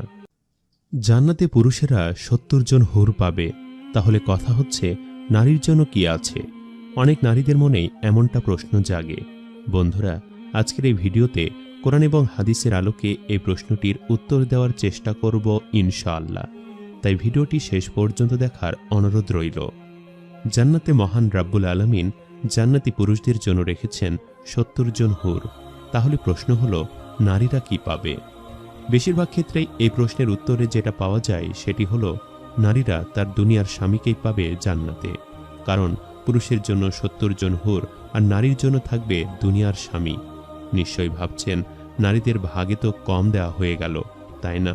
এর চেয়ে আরো বড় প্রশ্ন হলো, 70 জন হুরের কাছে নিজের স্বামী যাচ্ছে, এটা একজন নারী কিভাবেই বা মেনে নিতে চাইবে? দুনিয়াতে নারীরা তো বেশিরভাগ ক্ষেত্রেই অনেক বঞ্চিত, তাহলে জান্নাতেও কি তারা এমন বঞ্চিত হবে? এই বিষয়টি পরিষ্কার বুঝতে গেলে প্রথমে আমাদের বুঝতে হবে কেমন চরিত্রের লোকেরা জান্নাতে প্রবেশ করবে। আসলে আমাদের এই দুনিয়া তো ক্ষণস্থায়ী, কিন্তু জান্নাত হলো একেবারে অনন্তকালের জন্য। সেখানে যে প্রবেশ করবে তিনি আর কখনোই মৃত্যুবরণ করবে না। আর দুনিয়ার সব মানুষকে যদি একসাথে জান্নাতে ঢোকানো হয় তাহলে ওখানের পরিবেশ নষ্ট করে ফেলতে বেশি দিন সময়ও কিন্তু লাগবে না। দুনিয়ার জীবনে দুনিয়াতে যাদের কুকর্ম করার অভ্যাস আছে তারা জান্নাতে গেলেও কুকর্মই করবে। এজন্যই আল্লাহ তাআলার বাছাই করা সৎ চরিত্রের কুকর্মমুক্ত লোকে জান্নাতে প্রবেশ করবে। যদিও জান্নাতে প্রবেশের প্রথম শর্তই হলো ঈমান আনা, আর ঈমানদার লোক কখনোই অসৎ চরিত্রের হয় না এবং জান্নাতের নারী পুরুষ উভয়ে হবে উত্তম চরিত্রের অধিকারী। আর স্ত্রী যদি জান্নাতি হয় তবে সে জান্নাতি হুরের চেয়েও অনেক সুন্দর থাকবে এবং স্বামী তার স্ত্রীর সাথেই থাকবে। অর্থাৎ স্বামী এবং স্ত্রী উভয় যদি জান্নাতি হয় তবে তারা দুজনেই জান্নাতে একসাথেই থাকবে। এখন প্রশ্ন হলো, দুনিয়াতে জীবিত অবস্থায় যার বিয়ে হয়নি এবং অবিবাহিত অবস্থায় মৃত্যুবরণ করেছে তারা জান্নাতে গিয়ে কি পুরুষ হুর পাবে? এর উত্তর হলো, দুনিয়ার জীবনে যে মহিলার বিয়ে হয়নি তাহলে তার জন্য অনুমতি আছে। সে ইচ্ছে করলে জান্নাতি কোনো অবিবাহিত পুরুষকে বিয়ে করে নিতে পারবে। আর সে যদি তা না চায় তাহলে পুরুষ হুর আল্লাহ তাআলা সৃষ্টি করে তার সাথে বিয়ে করিয়ে দিবেন। আরেকটি প্রশ্ন হলো, দুনিয়ার কোনো বিবাহিত নারী যদি জান্নাতি হয় কিন্তু তার স্বামী যদি জাহান্নামী হয় তাহলে সে নারীর কি জান্নাতি হুর পুরুষ থাকবে? থাকলেই বা তার সংখ্যা হাদিস অনুযায়ী কত? আবার তার স্বামী যদি কোনো সময় জাহান্নাম থেকে মুক্তি পেয়ে জান্নাতি হয় তাহলে সে কি তার দুনিয়ার স্ত্রীর সাথে কখনো মিলিত হতে পারবে? এর উত্তর হলো, জাহান্নাম থেকে মুক্তির পর স্বামীর সাথে মিলিত হবে তার সেই জান্নাতি স্ত্রী। আর যদি স্বামী চিরস্থায়ী জাহান্নামী হয় তাহলে তার ইখতিয়ার থাকবে, সে ইচ্ছে করলেই যে কোনো অবিবাহিত জান্নাতি পুরুষও বিয়ে করতে পারে অথবা পুরুষ হুরও বিয়ে করতে পারে। একজন নারী একাধিক হুর পুরুষ পাওয়ার কথা সহিহ সনদে কোথাও বর্ণিত আছে কিনা এ ব্যাপারে আমাদের জানা নেই। তাছাড়া দুনিয়াতে কোনো নারীর যদি একাধিক বিয়ে হয় তবে সেই নারী তার শেষ স্বামীর সাথে জান্নাতে থাকবে, যদি স্বামী জান্নাতি হয়। বলে রাখা ভালো, একজন জান্নাতি নারীর মর্যাদা হবে দুনিয়ার সকল রানীর ওপরে। কোনো পরপুরুষের সংস্পর্শে যাওয়াটা তার জন্য হয়ে যাবে চরম অপমানজনক। তাছাড়া এক পুরুষে মন ভরে না এমন নারী তো জান্নাতে পাওয়াই যাবে না, কারণ সেখানে সবার মন থাকবে পবিত্র। জান্নাতের নারীটা তার স্বামীর সাথে থাকবে এবং কোনো নারী অবিবাহিত হলে তাকে বিয়ে দেওয়া হবে। এরপরেও যদি কোনো নারী একাধিক পুরুষ চায় তাকে অবশ্যই সেটা দেওয়া হবে, কিন্তু জান্নাতি কোনো নারীর এমনটা ইচ্ছেই হবে না। আসসালামু আলাইকুম বন্ধুরা, আশা করি আপনারা সকলেই ভালো আছেন। আজ আমি আপনাদেরকে এমন একজন কৃপণ ব্যক্তির কথা বলবো যার মৃত্যুর পরে ঘটেছিল এক ভয়ানক ঘটনা। কিন্তু কি সেই ঘটনা তা জানতে হলে অবশ্যই ভিডিওটি শেষ পর্যন্ত দেখার অনুরোধ রইল। বন্ধুরা, একদা একজন কৃপণ ব্যক্তি ছিল। সে সর্বদাই টাকা গুনতেই থাকতো এবং সে তার টাকাগুলো একটি সিন্দুকের মধ্যে লুকিয়ে রাখত এবং সে সিন্দুকটি আরেকটি সিন্দুকের মধ্যে লুকিয়ে রাখত। সে এতটাই কৃপণ ছিল যে তার সন্তান এবং স্ত্রীর জন্য সে কোনো টাকায় খরচ করত না। এতে তার সন্তান এবং স্ত্রী খুবই কষ্ট পেত, তাদের খুব কষ্টে জীবনযাপন করতে হতো। লোকটি এমন কৃপণতার জন্য তার স্ত্রী সবসময় তার সাথে ঝগড়া করত। তার স্ত্রী সবসময় ওই কৃপণ ব্যক্তিকে বলতো, আপনি এই টাকা জমিয়ে কি করবেন? যে সম্পদ আমাদের কোনো কাজে আসবে না, যে সম্পদ আমার সন্তানদের কোনো কাজে আসবে না। তখন ওই কৃপণ ব্যক্তি তার স্ত্রীর উদ্দেশ্যে বলতো, আমি এই টাকা অনেক কষ্ট করে জমিয়েছি, সুতরাং তোমাদের কেন আমি দেব?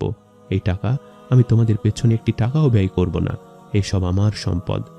এভাবে কৃপণ ব্যক্তির কৃপণতা সারা জীবন চলতে থাকলো। একটা সময় কৃপণ ব্যক্তি বৃদ্ধ হলো। তখন সে মনে মনে চিন্তা করতে লাগলো, আমি তো বৃদ্ধ হয়ে যাচ্ছি, আমার তো মৃত্যুবরণ করতে হবে, তাহলে আমার এই সম্পদের কি হবে? তখন কৃপণ ব্যক্তি তার স্ত্রীকে এই বিষয়টি নিয়ে বলল। সে তার স্ত্রীকে বলতে লাগলো, আমি তো বৃদ্ধ হয়ে যাচ্ছি, তাহলে আমার এই সম্পদ কি হবে যখন আমি মরে যাব? তখন তার স্ত্রী তাকে বলতে লাগলো, আপনি যখন মৃত্যুবরণ করবেন তখন তো আপনার সকল সম্পত্তি এবং অর্থ আপনার সন্তানরাই পাবে, এমনটাই তো আল্লাহর বিধান। তখন এই কৃপণ ব্যক্তি তার স্ত্রীর উদ্দেশ্যে বলতে লাগলো, না, এটা কখনোই হতে পারে না, আমি আমার এই অর্থ সম্পদ কিছুতেই সন্তানদের জন্য রেখে যেতে পারবো না। এরপর ওই কৃপণ লোকটি একটি নির্জন স্থানে বসে চিন্তা করতে লাগলো। তার মধ্যে তো মৃত্যুর কোনো ভয় ছিল না, বরং সে বারবার এটাই চিন্তা করছিল, সে মরে যাওয়ার পর এই অর্থ সম্পদের কি হবে, সে কি করে এগুলোকে ভোগ করবে, এগুলো কোথায় বা রেখে যাবে। এরই মধ্যে ওই স্থান দিয়ে একজন লোক যাচ্ছিল, যাকে দেখে অনেকটা দিনদার মনে হচ্ছিল, কিন্তু প্রকৃতপক্ষে সে একজন ভণ্ড ফকির ছিল। সে ভণ্ড ফকির দিনদারিতার বেশ ধরে কৃপণ লোকটির কাছে আসলো এবং তাকে বিষণ্ণ দেখে বলতে লাগলো, কি হয়েছে, আপনাকে এত চিন্তিত দেখাচ্ছে কেন?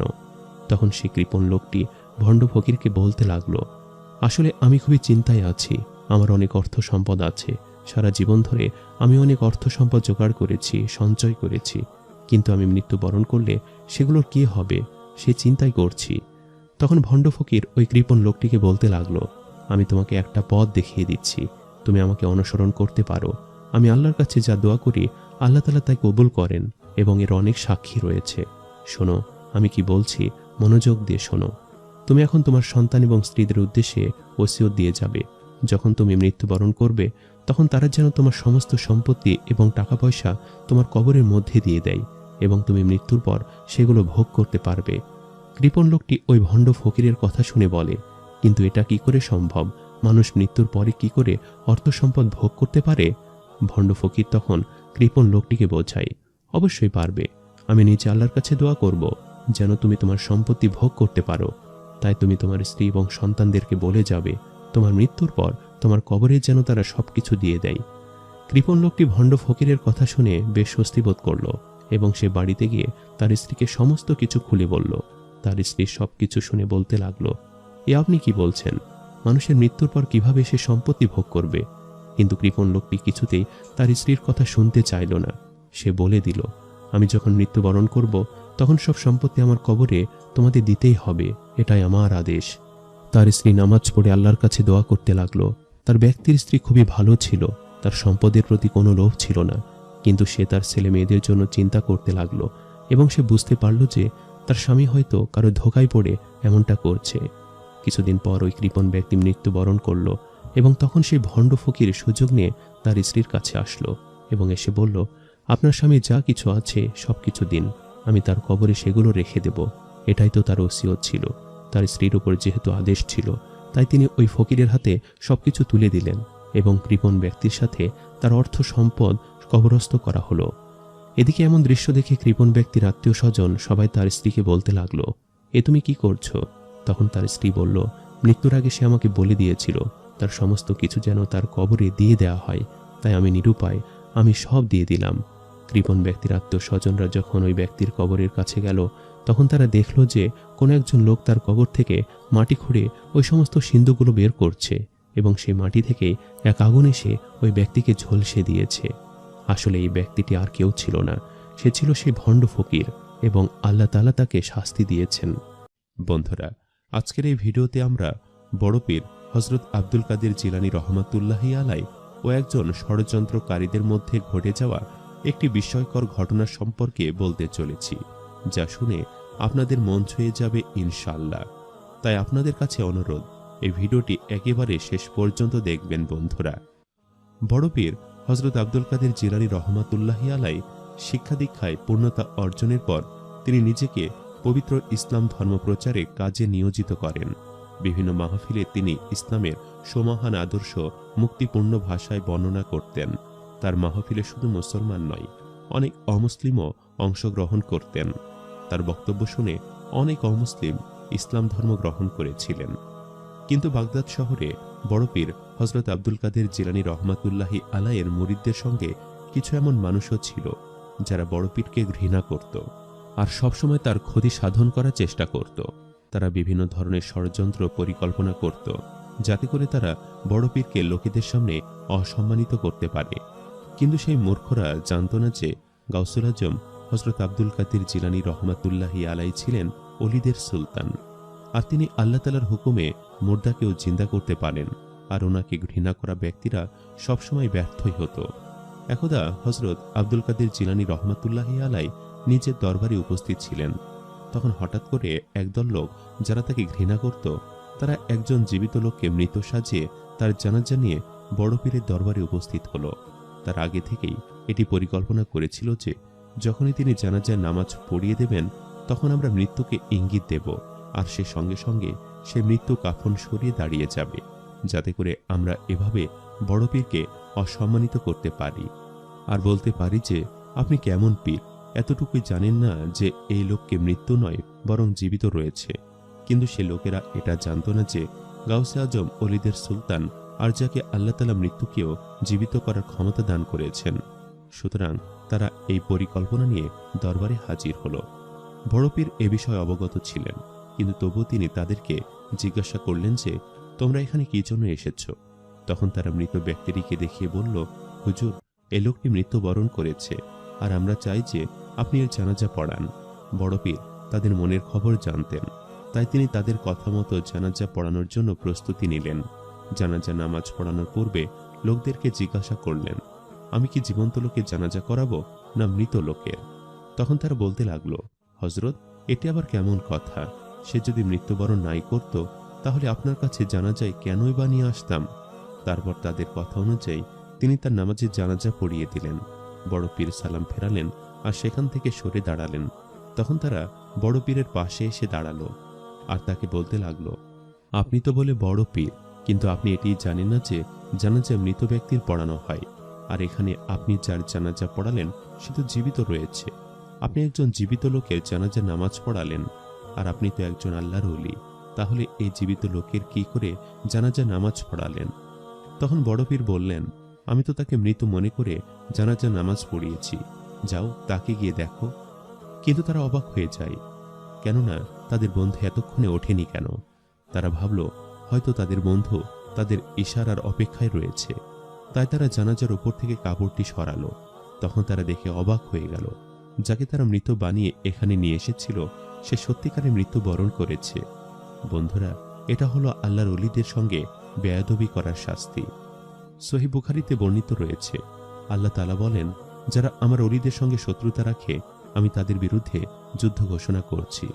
বন্ধুরা, আজ আমি আপনাদেরকে বলবো এমন একজন আল্লাহওয়ালা ব্যক্তির কথা, যার মুখের মধ্যে একবার একটি সাপ ঢুকে গিয়েছিল এবং তারপর কি হয়েছিল তা জানতে হলে অবশ্যই ভিডিওটি শেষ পর্যন্ত দেখার অনুরোধ রইল। বন্ধুরা, কথিত আছে বহুকাল আগে একটি ঘরের মধ্যে একটি সাপ হঠাৎ করেই প্রবেশ করে, আর সেই সাপটিকে দেখে ঘরের লোকজন খুবই ভয় পেয়ে যায়। সাপটি যখন ঘরের মধ্যে প্রবেশ করে তখন ঘরের মালিক সাপটিকে দেখে চমকে ওঠে।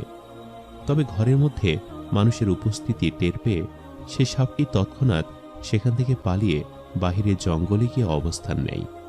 ঘরের মালিক তার সন্তান এবং বাকিদেরকে বলে তারা যেন সাপটিকে খুঁজে দেখে। প্রত্যেকেই সাপটিকে এদিক ওদিক খুঁজতে থাকে, কিন্তু কিছুতেই তারা সাপটি দেখা পায় না। ঘরের মালিক সাপটিকে খুঁজে না পেয়ে বেশ চিন্তায় পড়ে যায়।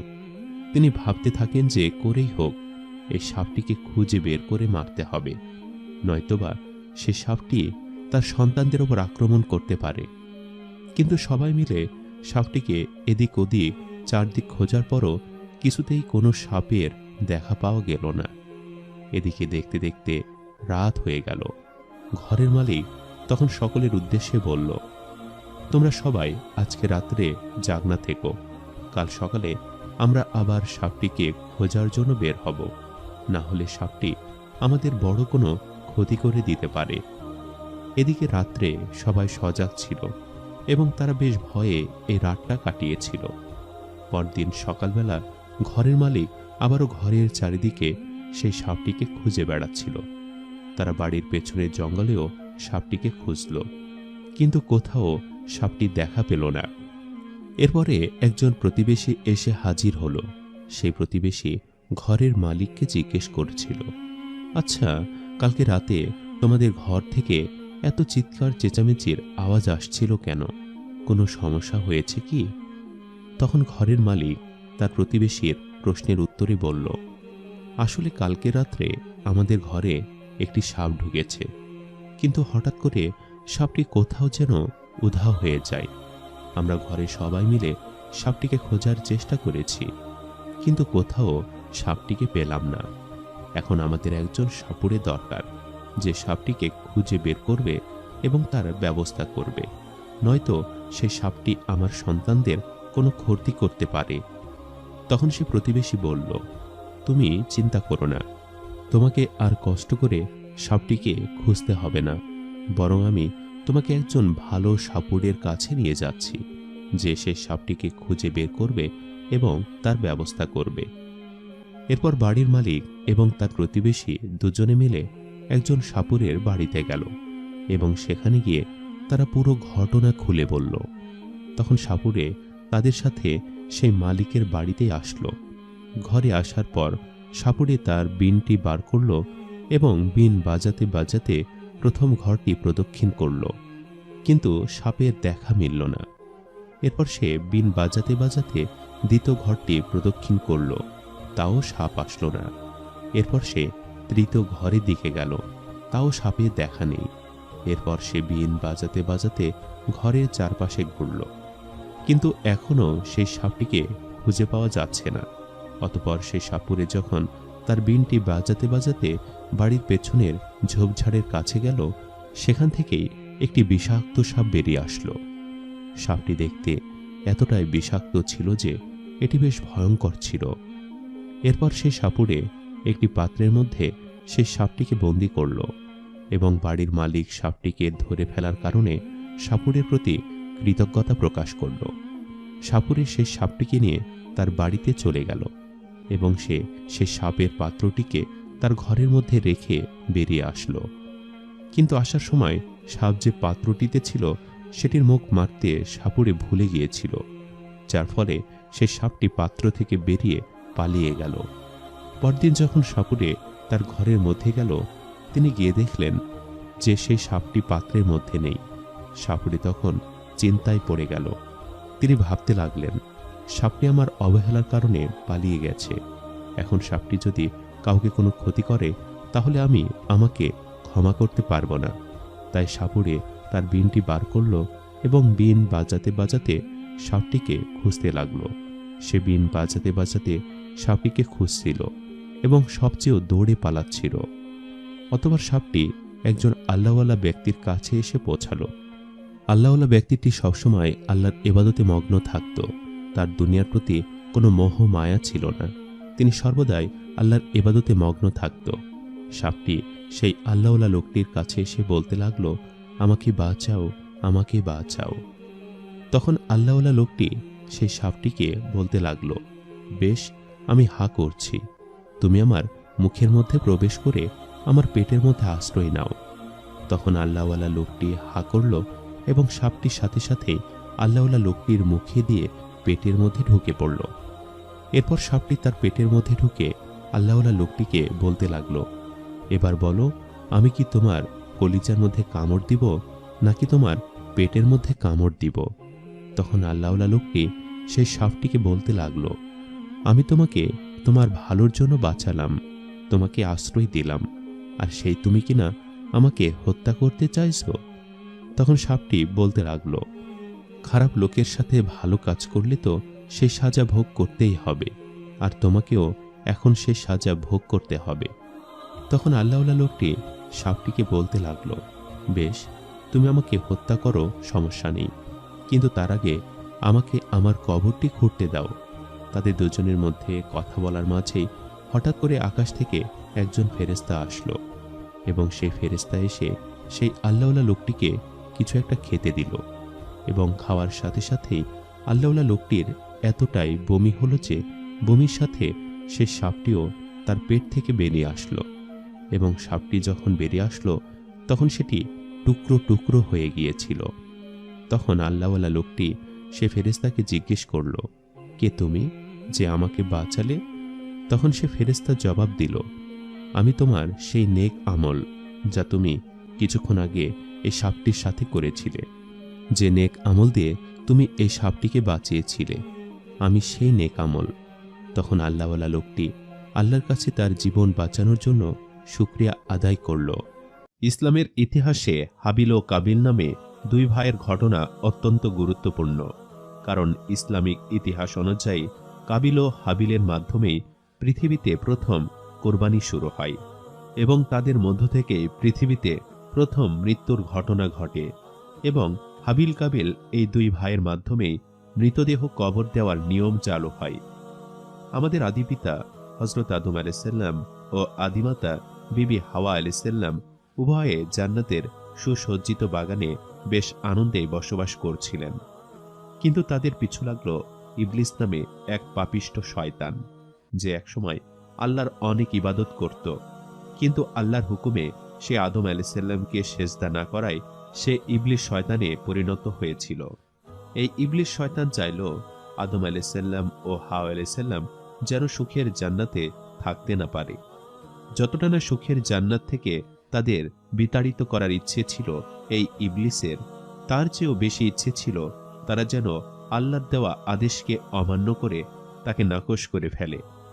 জান্নাতে আল্লাহ তাআলা তাদের সকল সুখ ভোগ করতে বলেছিল, তবে আদম আলাইহিসসালাম ও হাওয়া আলাইহিসসালামকে আল্লাহ একটি বিশেষ গাছের ফল খাওয়ার ব্যাপারে নিষেধ করেছিলেন, আর এই ইবলিস বেছে বেছে ওই বিশেষ ফলটিকে লক্ষ্য করল।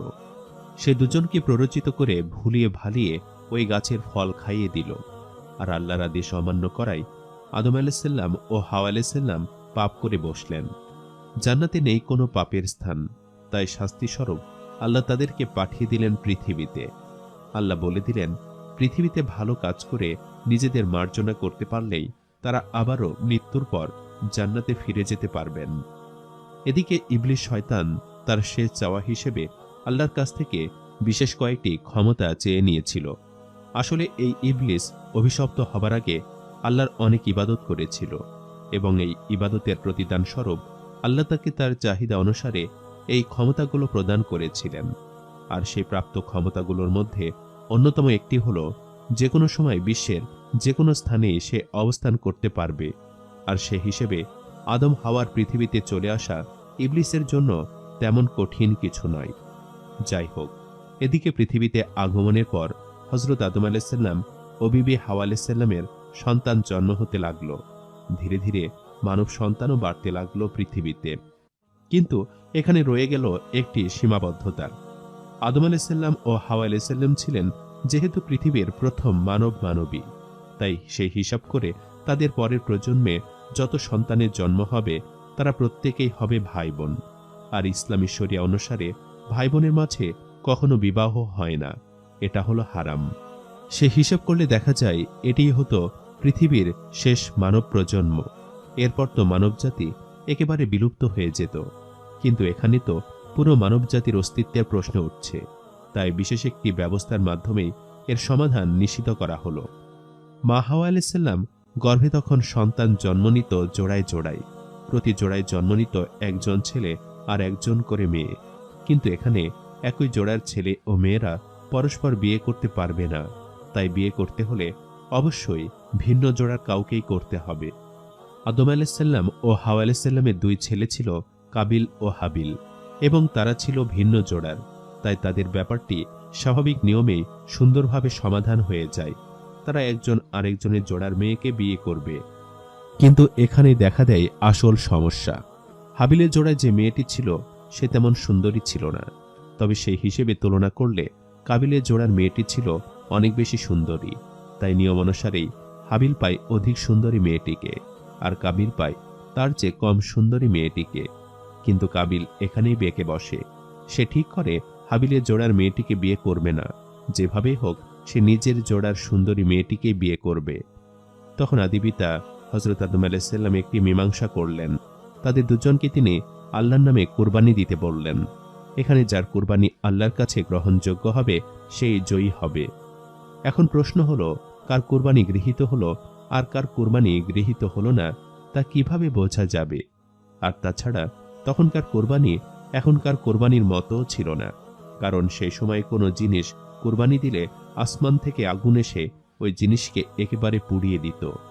কুরবানির জন্য বরাদ্দকৃত বস্তুটিকে ভূমি থেকে উপরে কোনো স্থানে উপস্থাপন করা হতো, এবং আকাশ থেকে আগুন এসে যদি বস্তুকে পুড়িয়ে দিত তাহলে বোঝা যেত আল্লাহ কর্তৃক কুরবানি গৃহীত হয়েছে।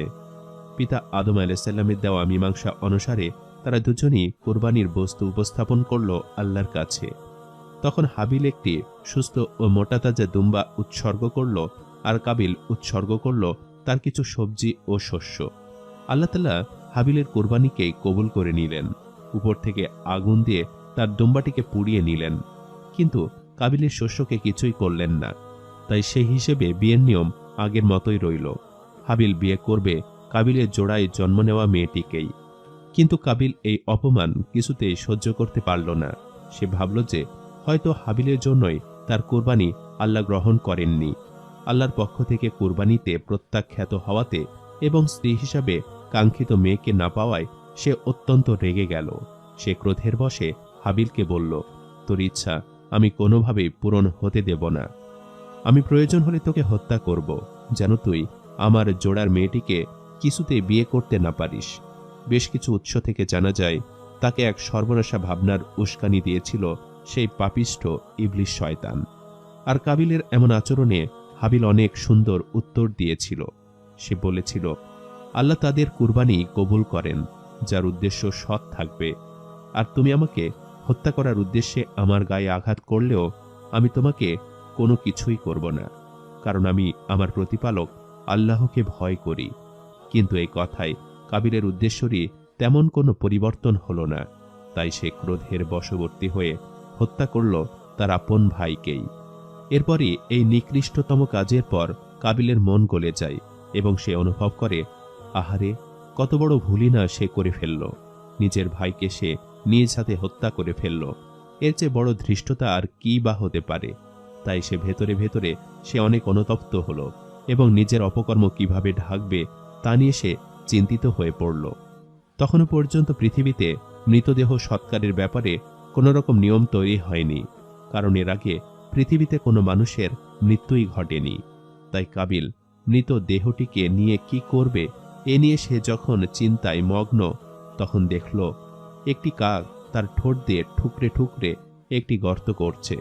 তারপর সেই গর্তে একটি মৃত কাককে টেনে এনে সে কবর দিয়ে দিল। এটি দেখে কাবিল ভাবল, তাকেও হয়তো এমনভাবে কবর দিতে বলা হচ্ছে। তাই কাবিলও একটি গর্ত করে তাই ভাইকে কবর দিয়ে দিল, এবং ইসলামের ইতিহাস অনুসারে এটি ছিল মানব জাতির দেওয়া প্রথম কবর। কোনো কোনো উৎস থেকে জানা যায় যে এই কাক দুটি ছিল নাকি ফেরেশতা, এবং এদেরকে আল্লাহই পাঠিয়েছিলেন যেন এদের দেখে কাবিল শিখতে পারে। মৃত্যুর পর কবরে নামানোর আগ পর্যন্ত একটি লাশের সাথে কি কি হয় তা আমাদের প্রত্যেকটি মুসলমানের জানা উচিত।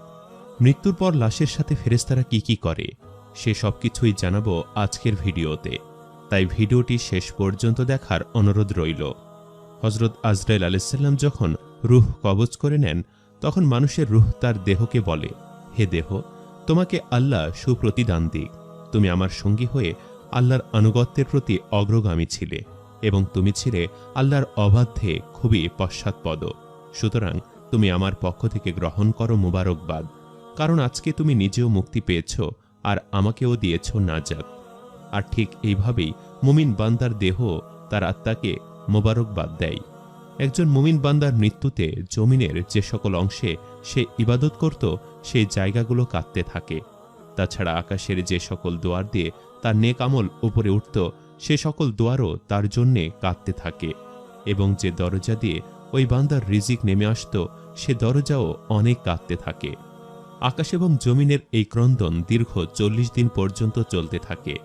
মৃত্যুর ফেরেশতা মালাকুল মউত যখন মুমিন ব্যক্তির জান কবজ করে নেয়, তখন তার দেহের হেফাজতের জন্যে সেখানে প্রায় 500 ফেরেশতা দাঁড়িয়ে থাকে। তখন যদি বাহিরে থেকে কেউ তার লাশের পাশ ফিরাতে চায়, তখন ফেরেশতারাও এ কাজে মানুষের সহযোগিতা করে।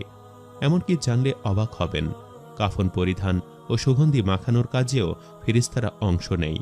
তাছাড়া সেই মুমিনের লাশের সম্মানার্থে ফেরেশতারা 2টি সারি করে ঘর থেকে কবর পর্যন্ত এক সারিতে দাঁড়িয়ে যায়, এবং মুমিন সেই ব্যক্তির জানাজা যখন অতিক্রম করে তখন তারা অভ্যর্থনা জানায়। ফেরেশতারা মুমিন ব্যক্তির জন্য ক্ষমার প্রার্থনা করে। আর মুমিনের মর্যাদার এ অবস্থা দেখে ইবলিস এত জোরে চিৎকার করতে থাকে যেন ইবলিসের দেহের হাড়ের কোনো কোনো গ্রন্থির বন্ধন এ সময় ছিঁড়ে যায়। তখন ইবলিস আক্ষেপের সাথে তার সঙ্গীদের বলতে থাকে, তোমাদের সর্বনাশ হোক, এই বান্দা তোমাদের ফাঁদ থেকে কি করে বাঁচল? তখন ইবলিসের সঙ্গীরা তাকে জবাবে বলে, এই বান্দা খুবই নিষ্পাপ ছিল, তাই সে আমাদের ফাঁদে আটকায়নি। এরপরে মৃত্যুর ফেরেশতা মালাকুল মউত যখন তার আত্মাকে নিয়ে আকাশের দিকে আরোহণ করে, তখন হযরত জিবরাইল আলাইহিস সালাম 70,000 ফেরেশতা নিয়ে সেই মুমিনের রূহকে অভ্যর্থনা জানায়, এবং সকল ফেরেশতারা সেই রূহের নিকট আল্লাহ তাআলার সন্তুষ্টির সুসংবাদ জানাতে থাকে। মালাকুল মউত যখন মুমিন ব্যক্তির সেই পবিত্র আত্মাটিকে নিয়ে আরশের নিকট পৌঁছায়, তখন মালাকুল মউত আল্লাহ তাআলার সামনে সিজদায় পতিত হয়ে যায়। আর সে সময় আল্লাহ তাআলা মালাকুল মউতকে বলেন, হে মালাকুল মউত, তুমি আমার এই বান্দাকে নিয়ে জান্নাতের বাগানে রেখে এসো। এরপর যখনই তাকে কবরে রাখা হয়, তারপর কবরে নামাজ তার ডান দিকে এবং রোজা তার বাম দিকে এসে ঠাঁই হয়ে দাঁড়িয়ে যায়, এবং আল্লাহর জিকির ও কোরআন তিলাওয়াত এসে দাঁড়িয়ে যায় তার মাথার কাছে। আর তার ধৈর্য কবরের এক কোণায় স্থান নেই। এ সময় আল্লাহ তাআলার পক্ষ থেকে তার কবরে আযাবের একটি অংশ আসে। তখন সেই কবরের আযাবটি এসে কবরের ডান দিকে থেকে প্রবেশ করতে চায়, কিন্তু তখন তার নামাজ সেই আযাবকে বাধা দিয়ে বলে, আযাব, তুমি পিছিয়ে যাও। আল্লাহর কসম, এই বান্দাটি সারা জীবনে অনেক কষ্টে ছিল, কবরে আসার পরে তার কিছুটা আরাম মিলেছে। রাসূলুল্লাহ সাল্লাল্লাহু আলাইহি ওয়াসাল্লাম আরও বলেন, আযাব যখন ডান দিক থেকে সরে বাম দিকে আসে, আর বাম দিকে রোজা নামাজের মতো আযাবকে জবাব দিয়ে প্রতিহত করে ফেলে। আযাব এবার মাথার দিক থেকে আসতে চেষ্টা করলেও একই রকম জবাব আসতে থাকে। মোট কথা, কবরের আযাব যেদিক থেকে আসতে চায় না কেন, সেদিক থেকেই তার জন্যে এক ধরনের প্রতিবন্ধকতা সৃষ্টি হয়।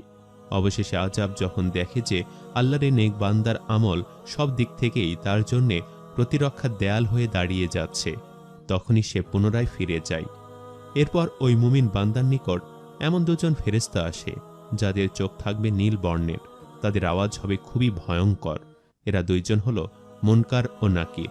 তারা মুমিন বান্দা ছাড়া আর কারো ওপর কোনো রকম দয়া করতে জানে না। ওদের হাতে থাকবে একটি হাতুড়ি।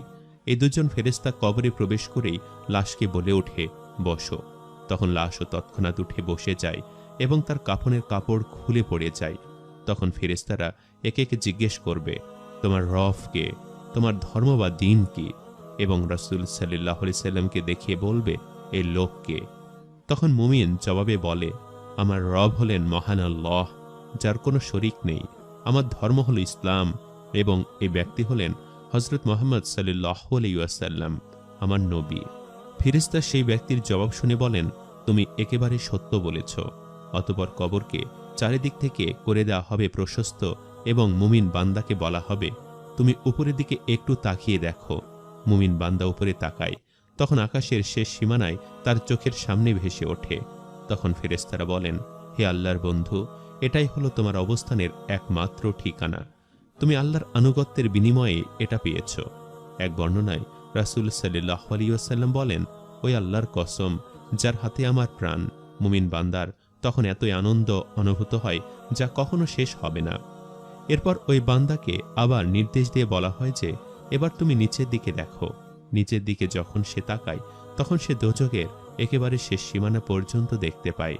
তখন ফেরেশতারা তাকে বলে, হে আল্লাহর প্রিয় বান্দা, এই ভয়াবহ আযাব থেকে তুমি নাজাত পেয়েছ। রাসূলুল্লাহ সাল্লাল্লাহু আলাইহি সাল্লাম কাফির ব্যক্তির লাশের পরিণতি নিয়ে হাদিসে আলোচনা করে বলেন, আল্লাহ তাআলা মালাকুল মউতকে নির্দেশ দিয়ে বলেন, তুমি আমার দুশমনের নিকট যাও এবং তার রূহ আমার কাছে নিয়ে এসো।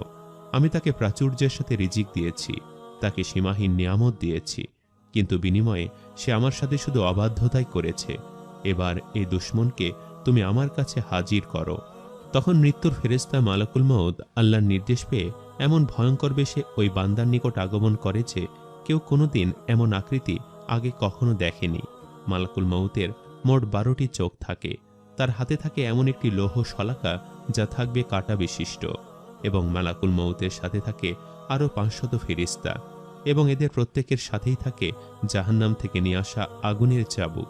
মালাকুল মউত তখন আল্লাহ সেই অবাধ্য বান্দাকে চাবুক দিয়ে এমনভাবে আঘাত করে যে প্রতিটি কাঁটা তার সারা দেহে তন্ত্রের মূলে একেবারে বিদ্ধ হয়ে যায়।